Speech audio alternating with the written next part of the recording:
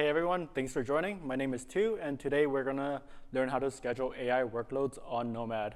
There is going to be a slight modification to what he just said. We are not going to do multi-cloud. We have a really exciting multi-cloud tutorial coming out in the next couple of weeks, but this one is specifically for node pools and kind of like getting your feet wet with Nomad and AI workloads. So this workshop itself is going to be divided into two main sections. I'm going to start by going through the high-level scenario and the why behind each one of the steps. So the hands-on lab isn't you just like typing away and copying and pasting the commands, because I want you to also understand what's going on and not just running the commands. And then the second part, we'll jump into the lab portion. You'll have hands-on experience running the AI workloads on Nomad yourself. And this will help you understand and scale these workloads in production environments. If you have any questions at any time, feel free to raise your hand. I can stop, explain anything. Our TAs are super knowledgeable too, so they can also assist you throughout any parts of this workshop. In addition, during the lab itself, I would encourage you not to just race forward and run all the commands. The part of this workshop that's really great is I'm here if you have any questions to like guide you along.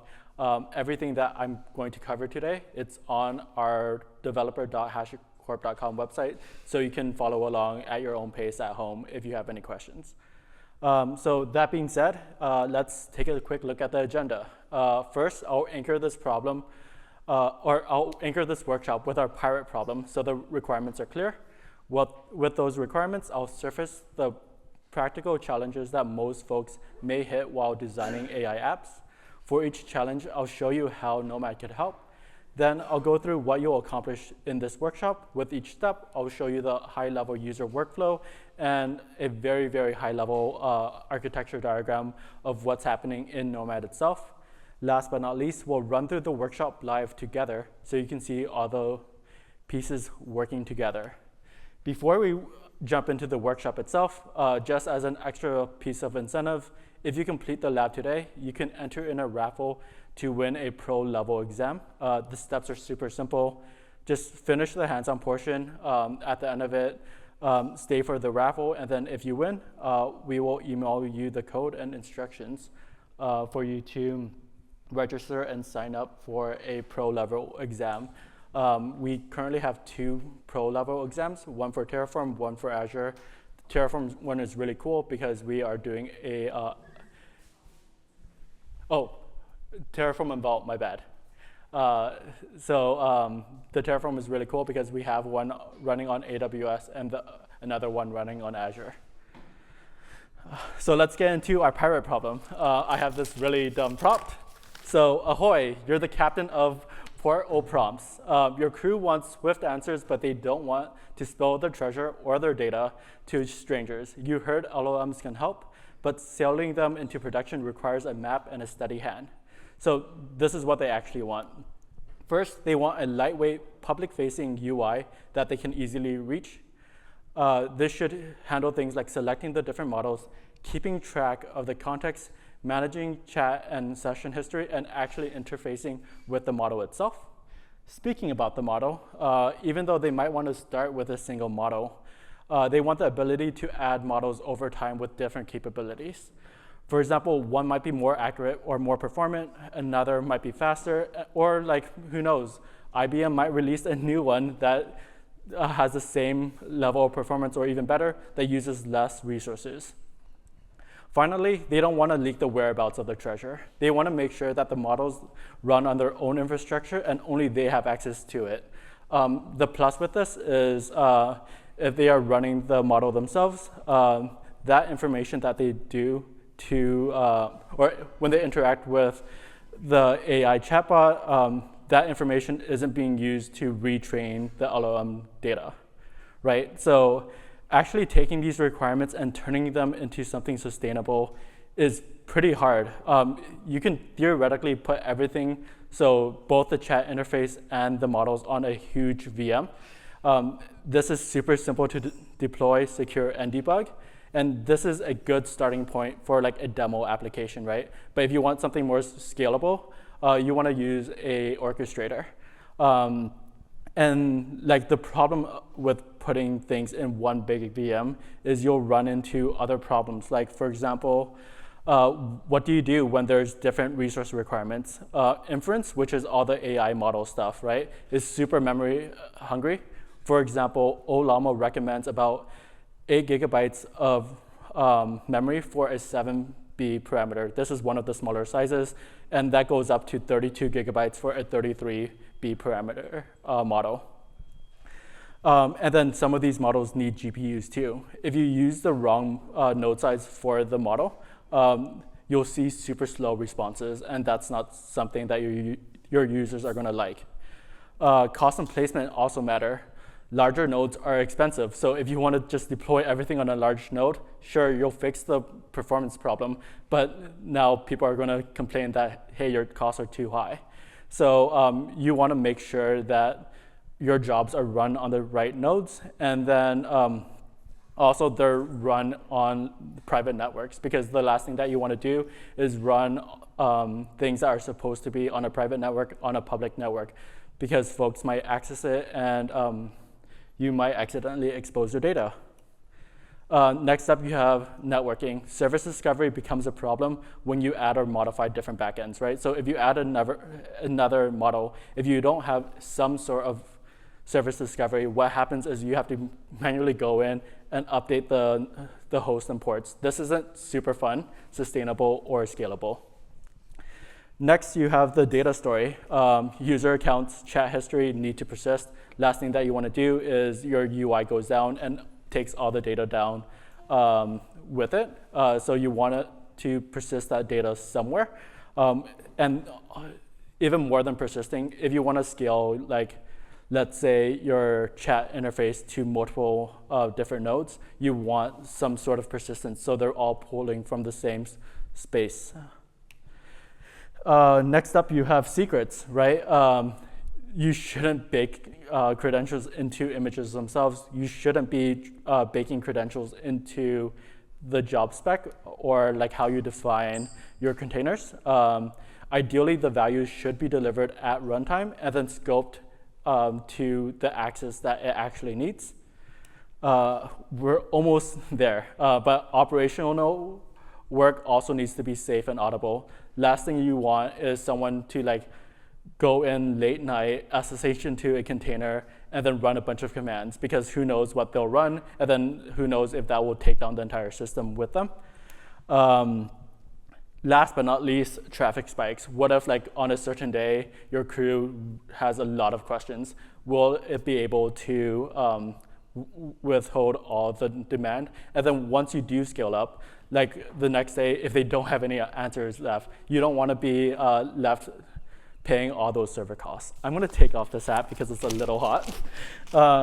So these are all the challenges, and I'll show you how Nomad can help that. So first up, node pools. Node pools can help you segregate your workloads perfectly. With big models, you need big machines. The UI doesn't really need a giant machine to run it, right? Also, because at the end of the day, it's mostly stateless if you connect it to a database. The other thing that Nomad has is something called constraints. You can technically specify each Nomad job with a bunch of constraints. For example, you can do it like, I want this job to be on a large pool with GPUs on the West Coast, etc. But then what node pools lets you do is you can abstract all those constraints into just node pool blank. And then instead of someone trying to like copy and paste all those constraints, all you need to do is just specify the node pool, and then the operator can just rest easy knowing that everything is in the right place. So in this case, we kind of want like the UI stuff to be in a smaller node pool, and then all the inference stuff to be on like a medium or large size node pool, just so they're like allocated correctly. Next problem that we have is networking, right? Services change over time. Manually doing this is not really fun. The great thing is Nomad has a native service discovery platform or feature that can help you register these tasks as a service. A good example of how this helps is, for example, that like when you are deploying multiple models themselves, you can assign each one of them services as Ollama-backend, and then regardless of how many tasks or jobs are assigned to that service, if on the UI you're just like, I want it to connect to Ollama backend, it will automatically find all the hosts and IPs and assign it to it. The really neat thing here is you can also specify like, are those jobs healthy or not? So it will route it to only the healthy services. Next up is persistence. Nomad uses ephemeral storages for allocations. This is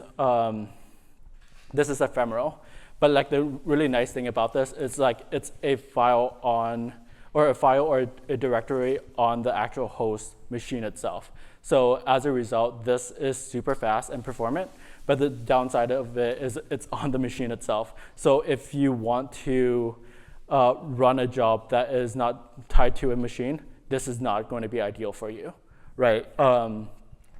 So what Nomad also has is it supports CSI volumes, and this lets it integrate with cloud storage providers like AWS EBS, Azure Disk, or Google Persistent Disk.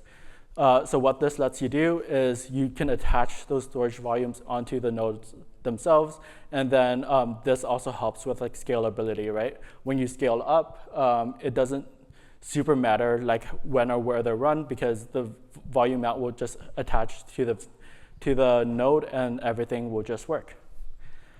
Secrets management, Nomad also has something called variables, and when you store your sensitive data in Nomad variables, you can also scope their access with ACL policies, so access control lists. The great thing about this is jobs can read the credentials or like the sensitive values at runtime, right? So you can also change the variable values without like updating the entire job spec.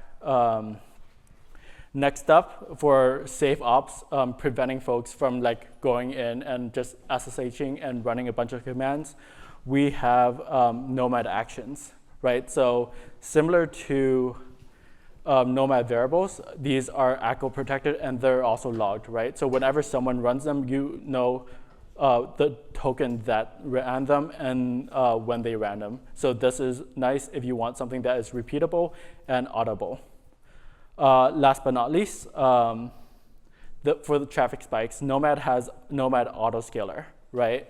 And this can scale up jobs and provision new clients whenever demand rises, and then scale the jobs and clients down when the demand falls again. I'll cover this in a little bit more detail. In this workshop, we're actually not going to do Nomad Autoscaler, but if you have any questions, I can answer them. So this is the Nomad story and how it solves other problems. The great thing about using a tool like Nomad is it's part of the larger HashiCorp ecosystem. So for service discovery and sensitive variables, Nomad integrates really well with both console and Vault, right? So you might start with Nomad's native service discovery, but when you need service mesh to secure your networks, you might integrate it with console, and the integration points there are pretty straightforward. If you want enhanced secrets management features like tokenization or masking sensitive data, you can plug in Vault and get those features for you as well. So all this is, we are helping you be successful with Nomad alone, because a single binary and a single tool is much more easier to use and manage. But then if you want to scale up, we have solutions for you with both console, Vault, and then honestly, you can use Terraform to deploy everything. And in this workshop, we will do that. So I've covered the common problems that you might face when deploying an AI workload onto Nomad. I've shown you how Nomad solves those problems. I am going to jump into the actual workshop hands-on lab scenario itself. In this lab, you're going to deploy infrastructure deploy the core AI services, interact with the model, deploy a custom model, and expand the cluster. So what does this actually mean?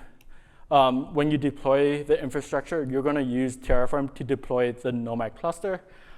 In this hands-on lab, we're only going to deploy a single Nomad server. This is not best practice. If you are going to deploy this in production, you should do a 3-node cluster for Nomad servers. But the nice thing about this is we have TLS on, so it's production light. The other thing that we have for the Nomad cluster is a small private and a large public node pool. So this is what it will actually look like. As you can see, it's on AWS. You're going to be deploying services on real AWS infrastructure in this hands-on lab. As you can see on the left, there's the Nomad server. And then on the right, there's a small public node pool and a large private node pool. Each one of these represent a Nomad client. Next up, you're going to deploy the core AI services. Like I mentioned before, this is both the model and the chat interface. So first thing that you're going to do is you're going to schedule an IBM Granite 3.3 model on the large private pool. The reason why you want to do this on a large private pool is inference requires a lot of resources, and you don't want folks to access and use this without your permission, right? After we deploy that, we are going to deploy Open WebUI on a small public pool. Like I mentioned before, Open WebUI or the chat interface, it doesn't require that many resources, so it can be on a small, and you want folks to access this, so that's why it's on a public pool. Next up, you're going to create an admin user for Open WebUI using Nomad actions. So for this lab itself, we've configured Open WebUI to just to not accept any new signups. The reason why we did this is the first user for Open WebUI is always the admin user, and we want to create the admin user ourselves. You can, I'll go over the configuration where you can modify all those attributes later on, but just for this lab, you're going to use Nomad actions to create the admin user, because we want to show you hey, this is this quote-unquote safe way to do this process. So this is what it should look like afterwards. As you can see, the small public node pool has Open WebUI. The large private node pool has Ollama, and then Ollama is running IBM Granite 3.3. Next up, now that you've deployed everything, you're actually going to interact with the AI models just to test that everything works. So how this works is you are the user, and you're going to access the small public node pool through the internet, sign in using the admin user, and ask it a bunch of questions, right? I'll show you the job spec for the Open WebUI, but you'll see how that will connect to Ollama, and then everything will work. After you do that, you're going to deploy a custom model using Nomad exec. Remember the pirate problem scenario? If we try to use IBM Granite, it's going to be super formal. And if all of our customers are pirates, they're not really going to understand that. So we're going to modify the model slightly so it responds in the tone and style of a pirate. So what that would look like is in our large private node pool, still using Ollama, we're going to Nomad exec into that container, and then we are going to deploy the pirate model, which is shortened as ARR. I promise it's not annual recurring revenue, it's pirate. After that, we are going to expand the cluster. Like I kind of teased before, IBM did come up with a new model, Granite 4.0. This is still in beta version, but then you can go out and test it out. The cool thing about this model is it's as performant, if not more performant than the 3 series, and it uses less resources. So for Granite 3.3, we deployed it on a private large node pool. For Granite 4.0, we are going to deploy it on a private medium node pool, so it's much smaller. But during the hands-on lab, you'll see that it will respond, in my opinion, quicker than the 3.3 model. So this is what it's going to look like. As you can see, there is the small public node pool. At the very top, you have the medium private node pool with 4.0. Open WebUI is smart enough where if you select the pirate one, it will, with Nomad native service discovery, route it to the large private node pool. If you select the 4.0 one, it will route it to the appropriate node pools. Last but not least, there's the scale of the cluster portion. We are not going to do this as part of the hands-on lab. If you have any questions, please let me know, and I can guide you through it. But like I mentioned before, you can use Nomad Autoscaler running as another job. And what this lets you do is you can specify constraints on memory and CPU along with other things. So for example, if it goes past that threshold, on a job level, it will spin up new jobs when it goes past that threshold. And then once it goes under a certain threshold, it will scale down to whatever. And then on the other end of it, if you are running so many jobs on the node itself, once it passes a threshold on the node level, it will scale up the node itself. So what this will look like is, for example, a lot of folks are using the small public node pool. So if you are using Nomad Autoscaler along with something like AWS Autoscaling Group, if you specify the threshold of, let's say, 60%, once it reaches that threshold of 60%, it will scale up your small public node pool to meet that demand. And then once it's fallen down again, it will automatically scale back down.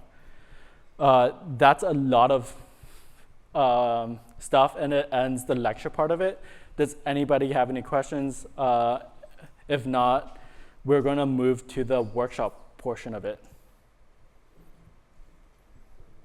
Cool. I'm seeing a lot of head nods. So if everyone can pull out their laptops, we're going to do the workshop. If you go to your favorite browser and go to this URL, hashi.co/nomad-hashiconf25, you should see this tutorial link, something like this. Once you see this, click Show Terminal, and you should see this, and then click Launch. And this will load it up. I'm going to go back to this page so everyone can see what the link is, but once you get there, please launch the sandbox and just wait for it to run. This will be, or this should take about like 2 or 3 minutes. Again, the purpose of this hands-on lab is if you have any questions along the way, please ask live, and then I can guide you through it. Don't feel like you have to rush through just to run these commands, because as you can see, this is on our dev.dot website, and you will have access to it after this workshop. Cool. Start interactive lab. Yes. So you can click Show Terminal up here, or if you scroll down, you can click Start Interactive Lab. And then there should be a green button at the top right here. Yes. So also, if you don't see the Start button at the bottom, what might happen is you are zoomed in too much. So if you zoom out, you should see the Start button at the bottom right here. Yes. I'm going to start doing the lab. If you are not to this point yet, the great thing is this link will be here even after this workshop, so you can go on and then complete this lab at any time, right? So for folks that can follow along, please follow along. For folks that can't, I'm so sorry. We will just start this. You will still be entered as part of the raffle, but we can proceed. Yes? Raise your hand if you're still having trouble, and I'll Okay, so if you have trouble, Judith will help you. Just keep your hands raised. In the meantime, follow along, and then if you have any questions, about Nomad itself, I will be more than happy to help you out. So if you are on this page, click Start, and you should launch your interactive lab. I'm going to go through a little bit about this interface, just for folks who are not familiar with it. On the right side, you have all the instructions. On the left side, you have the CLI. If you click on the editor, you'll see the editor, and then Cloud Consoles, you will see an AWS account associated with this interactive lab. You are actually deploying on real AWS infrastructure. So if you click on the account ID, you can log into the AWS console. There's the username and password and everything. You don't need to play with this, but this is just to show you that everything you are doing is real. Also, please don't abuse it and mine Bitcoin for the next 45 minutes. So everything in this lab is it's neat because I already cloned the companion repository. So again, if you want to use this as a base, when you're working, you can just go to this companion repository. It will have all the files that we are working with today. So just to confirm, we have the Learn Nomad AI workloads repo cloned onto our stuff. On here, we have all the Terraform files. The next thing that I want everyone to do is just export the default AWS region. You can either copy it and paste it over to the left, or you can just click on the handy run button, and this will automatically run the command for you. Next thing that you want to do is export the AWS credentials as Terraform variables. I will explain why you need to do this in a second. But I just want to run all the Terraform steps because it takes a while to provision. Next up, you want to create a variables file. So this will have all the variables for you. So if you copy it and then go over to editor, if you don't see it right away, click this refresh button at the top, and you should see defaults.auto.tfvars. So if you click on that and paste this, this is what we're actually going to be deploying, right? So we're deploying all of our infrastructure in US East 1. We have one Nomad server up, and then we are also deploying one private client node and then one private client node. So once you have this, make sure on the top it says changes saved. It will automatically save the changes, but just to make sure at the top right there, it says changes saved, and you want to go back to your CLI and run Terraform init. This will initialize the Terraform workspace, download all the providers, all that fun stuff, and once you're done with that, hopefully in a second, you can run Terraform apply. This will generate a plan for you. There's, I think, 50 plus resources.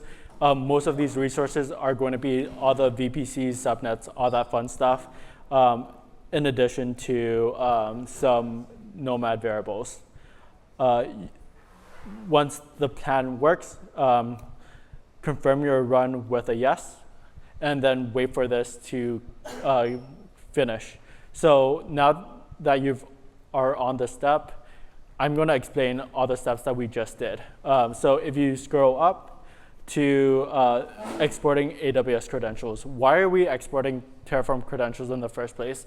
If like on the Terraform environment, if you use the Terraform AWS provider, all you need to do is specify the AWS credentials as environment keys, right? The reason why we're doing this is we also want the Nomad jobs to have access to these AWS credentials. One thing that I didn't mention was we've configured Open WebUI to also connect to an S3 bucket, right? And part of this is for the job to connect to that private S3, it needs to authenticate to AWS. So we have exported the AWS credentials as TF-vars, so we can write them as Nomad variables in Terraform itself. So whenever we do mention AWS credentials in the job spec for Open WebUI, it knows what these values are, and it will provide them to the job spec at runtime. Cool. While we wait for this to run, this is going to take about 5-10 minutes. I'm going to go through what it's actually deploying. As I mentioned before, here's the S3 bucket that we are deploying for the Open WebUI. In main.tf, this is all the networking stuff. So we deployed a VPC, all the security groups. As you can see here, Nomad requires port 4646 for the Nomad UI, and then it should be able to egress everything. We specified another security group for SSH for the we also allowed all the nodes to communicate to each other in this security group. Next one, this is how we are defining our private client, right? We are allowing anyone to access the clients on the private node pool. And then last but not least, for all the Nomad clients, we are letting folks access port 4046, port 4048, and then just egress everything. The next thing I want to cover is like the AWS server itself. This is the Nomad server. As you can see, we are just deploying one server right now, but then with Nomad join tag, all you need to do is specify 3 or 5 AWS server counts, and this will automatically pair them together and create a Nomad server. For clients, what we're doing is, like I mentioned before, this is just an EC2 instance. We're not doing Nomad Autoscaler. If you want to do Nomad Autoscaler for clients, you would need an autoscaling group or something like that for Azure or for Google Cloud. We're keeping it simple here, and we're just doing an AWS instance.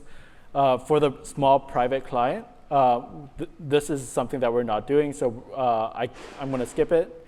The small public client is the Open WebUI, right? As you can see, it depends on the Nomad server being available. Then what it does is it allows all internal, but more importantly, all public client ingress to access it. What we're doing here is we are naming this one small public client and then the number. This is what you're going to see in the Nomad UI when everything is up and running.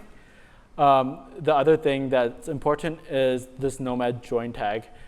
You have to specify this just to make sure that the clients can successfully connect to the Nomad server themselves.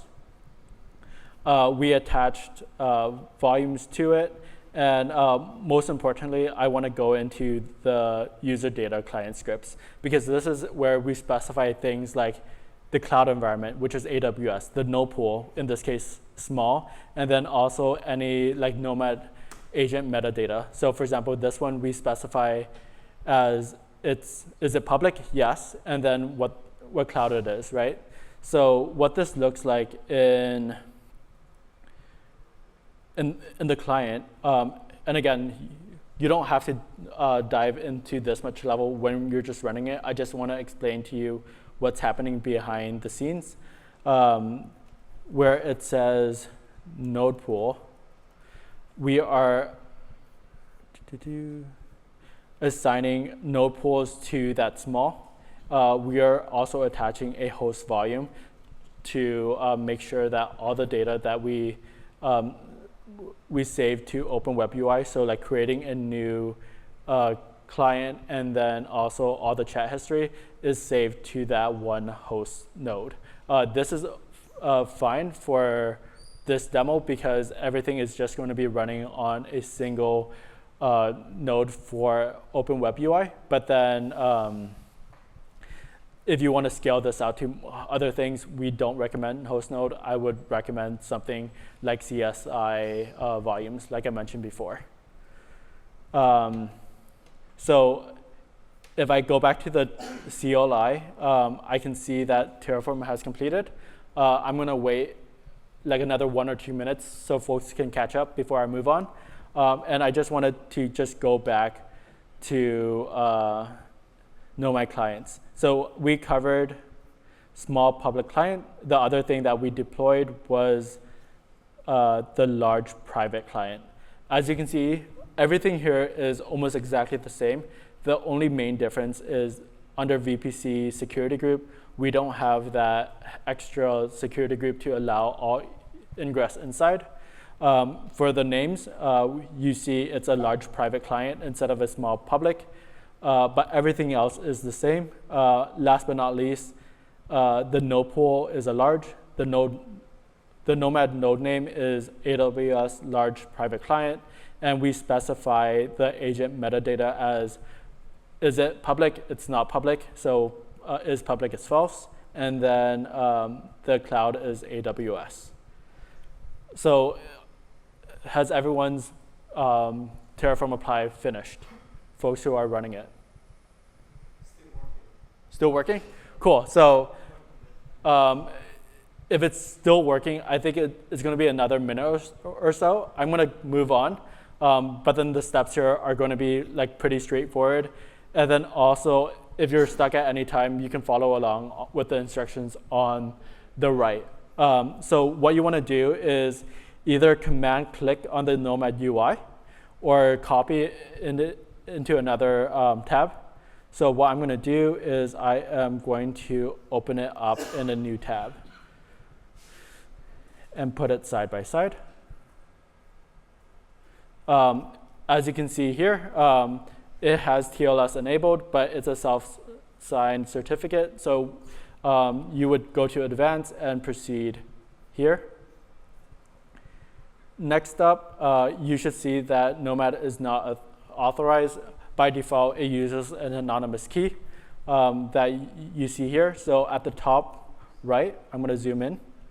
You want to just sign out, and then click on the user icon again, and you should see secret ID.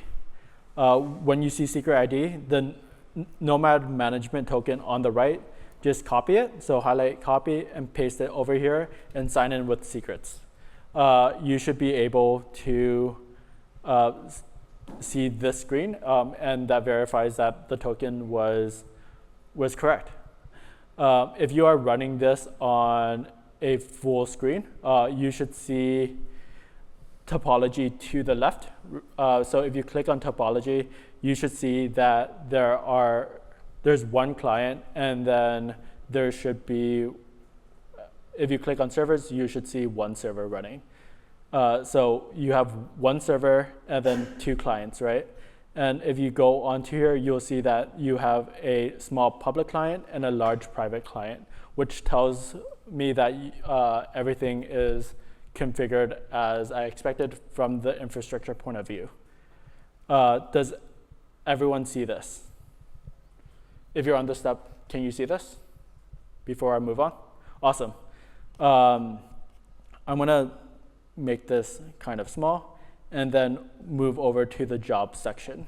I would recommend you doing this too, because you can kind of see everything that we're doing is in the Nomad CLI, but you should also see it being reflected in the Nomad UI. And the Nomad team is great, and it looks beautiful. Next thing that you want to do is configure the Nomad CLI just so it can talk to the Nomad cluster. The neat thing about this is everything is already defined in Terraform. So if you just run these commands, it will export it, the Nomad IP, and then the token as Nomad underscore address and Nomad underscore token. We also have to specify this third environment variable just to make sure that it will skip the TLS verification process. Once we do this, we can now connect it to Nomad. So if you do the next step, which is Nomad jobs run Granite, this will deploy the Granite 3.3 to be base model. As you can see, as I ran it, you saw it appear in the Nomad UI on the left. And on the CLI itself, you will see this handy output that will tell you like where it is. As we wait for this to deploy, I am going to just go over the job spec. So if you go into the repo, jobs, and then 3.3, you should see this is the Ollama stuff. As you can see on the top, the node pool is a large. Since the only node pool that we have is a large private, we can rest easy knowing that this job will be deployed to the large node pool. Down here, what we see is this specifies 2 tasks, right? The first task is the actual Ollama job itself. And what we're doing here is we're assigning a service to it. Like I mentioned before, you can assign services to the task. So if you have multiple Ollama jobs or Ollama tasks, it will intelligently route it to the right place. So we are specifying this Granite 3.3 as Ollama-backend. The other thing that this does is we created another task that runs one time. The nice thing about Nomad is that it's not a container orchestrator only, right? So for the Ollama job, you are running a Ollama image, but for the download Granite 3.3 model, what you're doing is you're actually running this command down here. So what this is doing is it goes into Ollama, runs this curl command to download the Granite 3.3 model. So as you can see here, in the template, this is how Ollama this is how Nomad is specifying the Nomad service. So what it's saying is like go through all the Ollama backends, and then the Ollama base URL is the address and the port for each one of these Ollama backends. And that's basically it for the Ollama job. As you can see now, the CLI has deployed. It showed up in both the terminal and the UI. And I think what we can do now is deploy Open WebUI.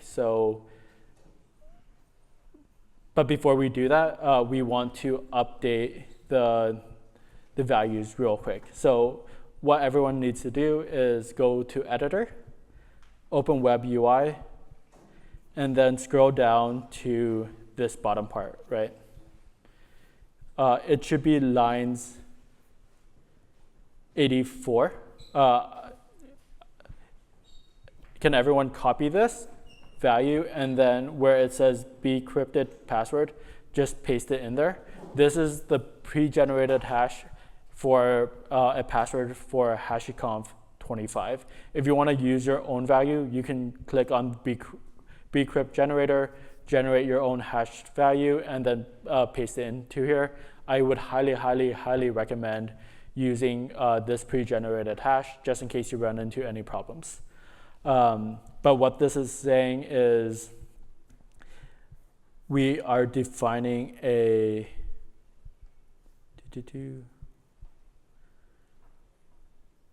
we are defining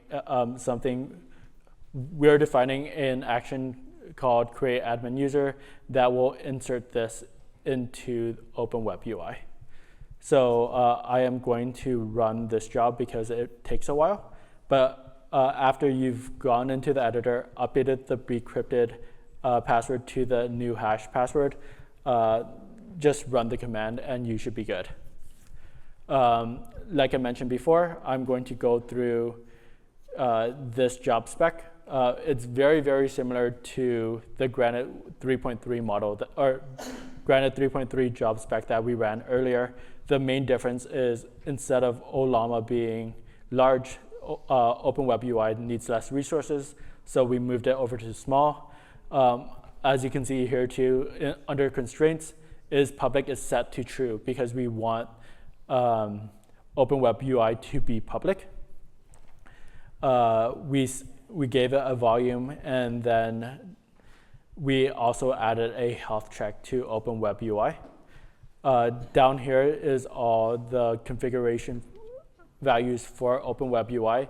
As you can see here, Ollama base URLs. This is how Open WebUI connects to Ollama, especially if there's multiple Ollama instances. Very same syntax as the other one, but it goes through the Nomad service called Ollama backends. It will specify the address and the port, and then it will delimit it, so separate it using a semicolon.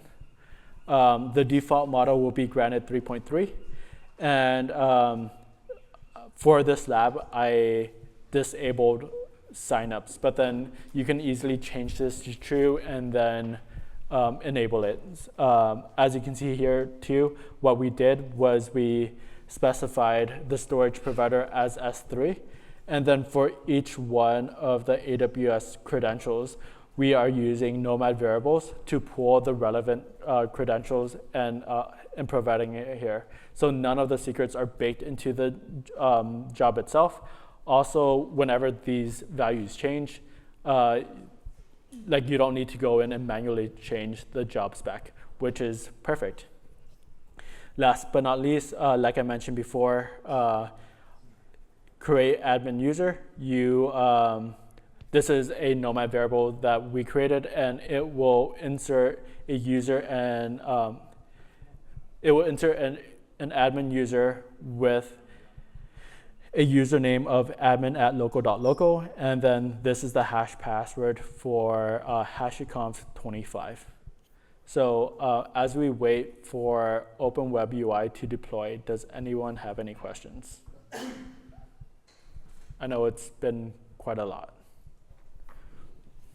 I have a non-technical question. Can I put Yeah. at the end? Or Yeah, you can ask it now too. if it's not relevant now, you do it at the end. So from what I see, this is a way of running an AI chat using Nomad as opposed to like an AWS, GCP, or like Bedrock, for example. This Yeah. is another way of doing it. How much does it cost to run this, or just an estimate? Suppose I wanted to just run this for myself, to just use it to experiment. How much would it cost to run? So I'm going to restate the question just so everyone hears. The question was, how much does it cost to run Nomad and as opposed to something like AWS Bedrock or something more managed like that? Again, Nomad is just a layer on top of everything else, right? So everything that we are deploying is AWS resources. So if you go into the Nomad clients themselves, if you go into instance types, you'll see here it's AWS small instance. So if you go into variables and search AWS small instance, that goes to a T2 medium. So let's say your node is 3 T2 mediums. It's just what AWS would charge. You're not paying another cost for like the orchestrator part of things. Yeah. So you can organize it however you want. If you want larges, go for larges. If you want small, go for smalls. The great thing about this is with node pools, you can allocate them to the right destinations, and that will let you efficiently manage your resources. And in this case, Ollama is running within those EC2 instances. Exactly. Yeah. That was a really good question. I'm going to move on to just testing out the AI chat out now. So what I'm going to do is click on Open WebUI. And then as you can see down here, you should see clients under the allocation.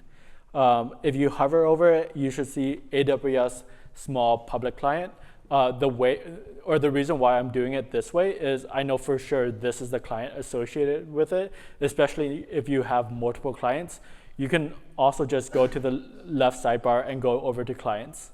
But you want to click on the clients, and this will take you to the client page. if you scroll down to the bottom, or just Control F external address, you should see the external address right here. If you copy it and then paste it into a new tab, fingers crossed, you should see Open WebUI. If you click Get Started, it will ask you to create an admin account. We don't want to do that, right? What you want to do is create an admin user using Nomad actions. So when you're in Open WebUI job, go to Actions and click Create an admin user. This will go in and create that admin user with that hash that you specified before. Ideally, it should be HashiCorp 25. Once it says finish running SQL commands, what you can do is hopefully go to Open WebUI, refresh the page, and you should see sign in with Open WebUI. In email, put admin@local.local, and for password, it's hashi, so HASHI conf CONF 25, and click sign in, and you should be signed in. So what this tells me is that we've successfully deployed Open WebUI. Open WebUI is connected to Ollama because that's how it is pulling all these, or that's how it knows there's a Granite 3.3 model. And then true to form on the pirate problem, we can ask it, why is the ocean blue? And send the message. As you can see, this will take a while for the instance to load up and run, but it should respond. And the ocean appears blue because water absorbs color in the red part of the light spectrum. I'm not going to read the rest, but as you can see, it's working as expected. While this is great, it's super professional, and I want it to be slightly more fun. So I am going to do the pirate version now. So what I'm going to do now is I am going to create a new model from that base Granite 3.3. I'm going to separate this so it's a little bit more clear. If you copy and paste this command over, or just click the run command, you should see you are now in the Ollama allocation, or the Ollama task. So you can run an ls, and you are now in that task and that job. You want to create a new model file. As you can see here, this is using Granite 3.3 as a base. This is the model that we just used.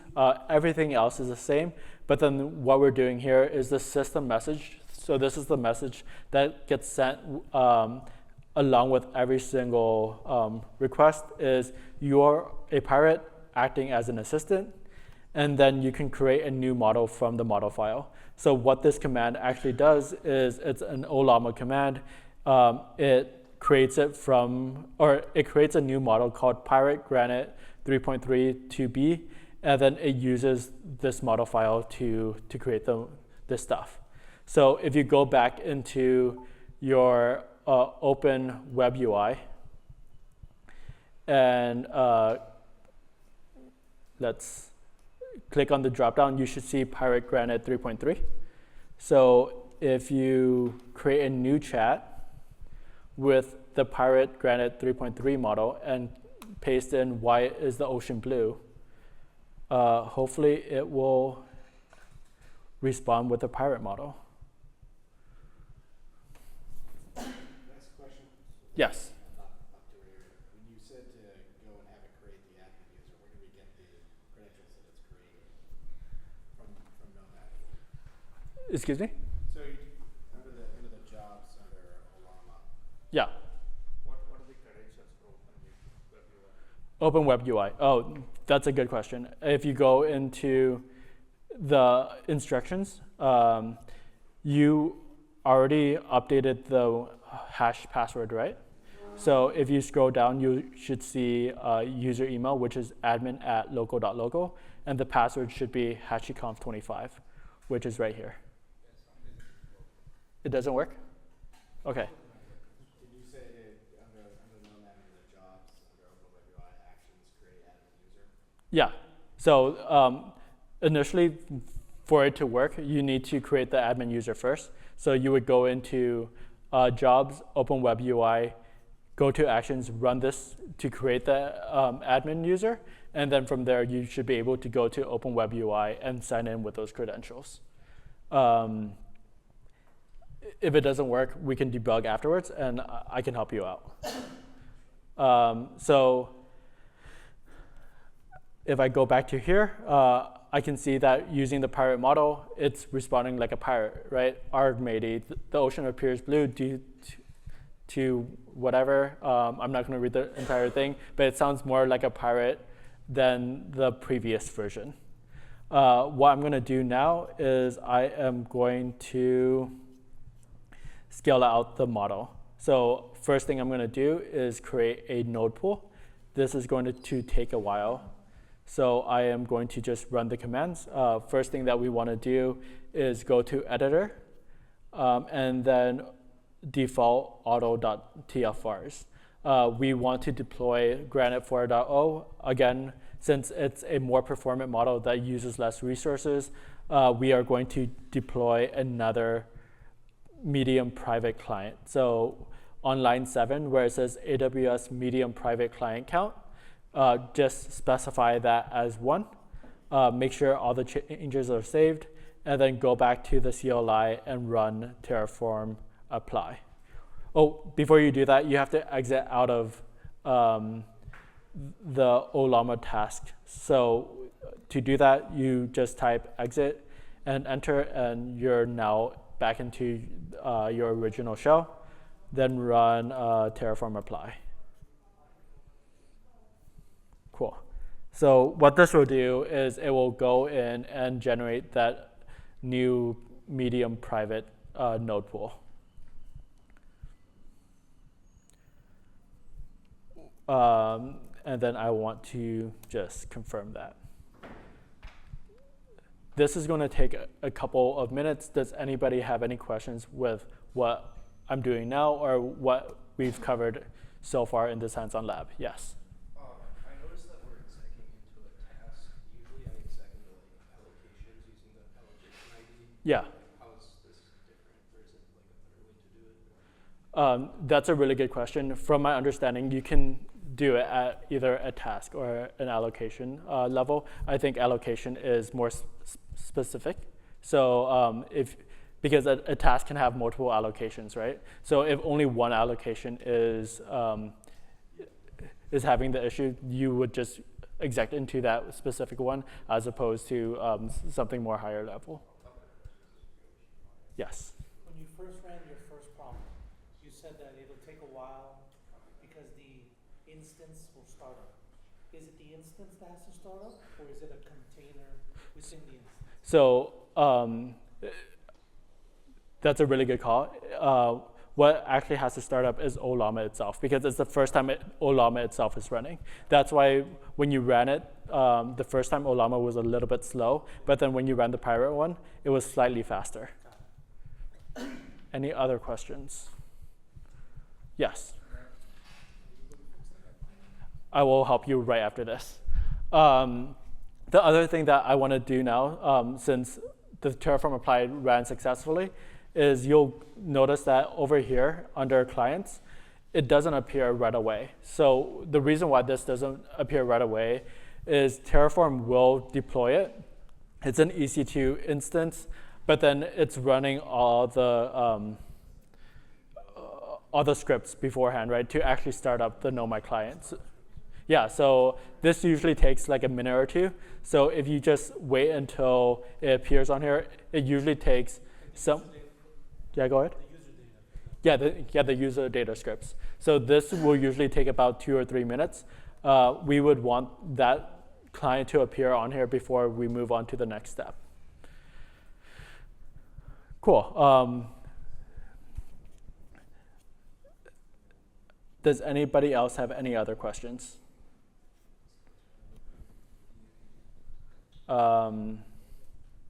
Is everyone at this stage where it's Terraform apply, if you're following along? Okay, so we're just waiting for the clients to show up. And speak of the devil, it showed up. As you can see here, the first one is AWS Medium Private Client. What I'm going to do now is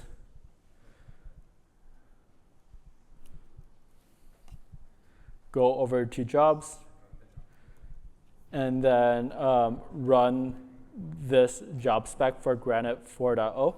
As you can see here, it automatically started that job, Ollama Granite 4.0. If you go over to the editor and Granite 4.0, you'll see that everything is almost exactly the same as the 3.0 model. The only difference is at the top, instead of it just being Ollama, we specified it as Ollama Granite 4.0.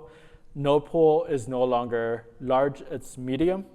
Everything else is exactly the same. The only difference down here is download Granite 4.0 model.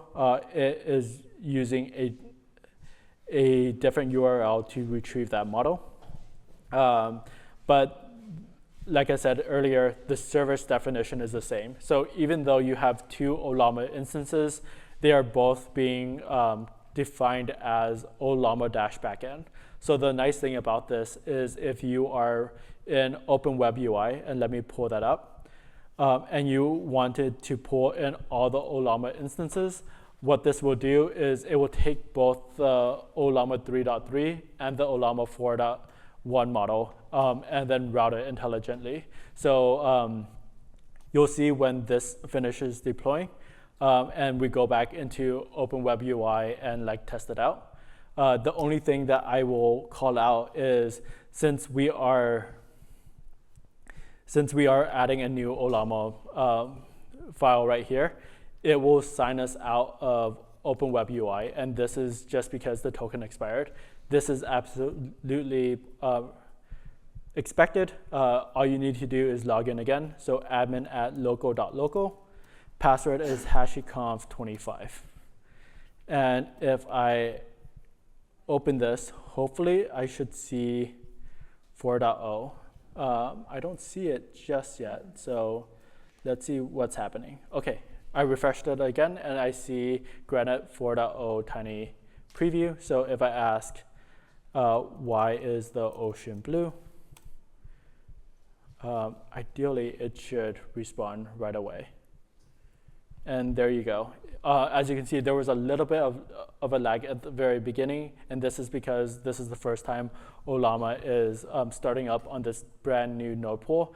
But if you ask it a bunch of questions, it will, even though it is on a medium node pool, it will perform as well as the Ollama 3 series on a large node pool.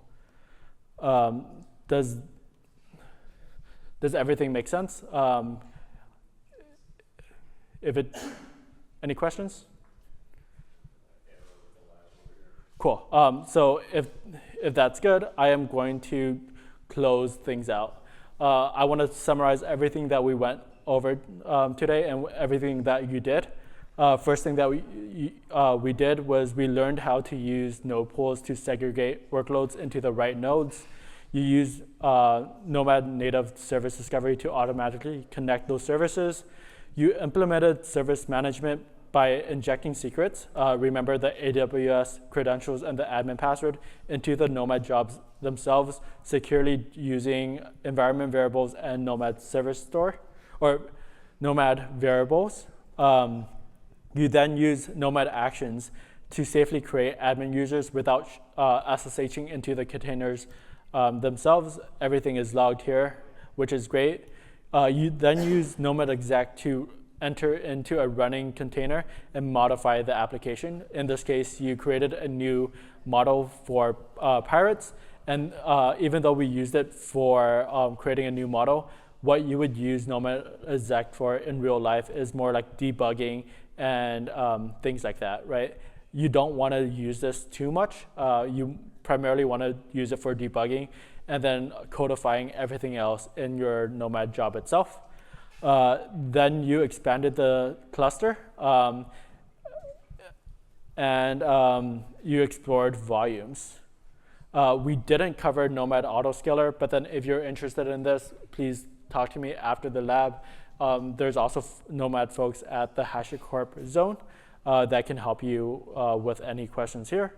But at the end of the day, the true message, even though I kind of convinced you that this was like an AI workshop, everything that you learned here, the patterns are super general, right? This workshop has been my love letter to Nomad and its features.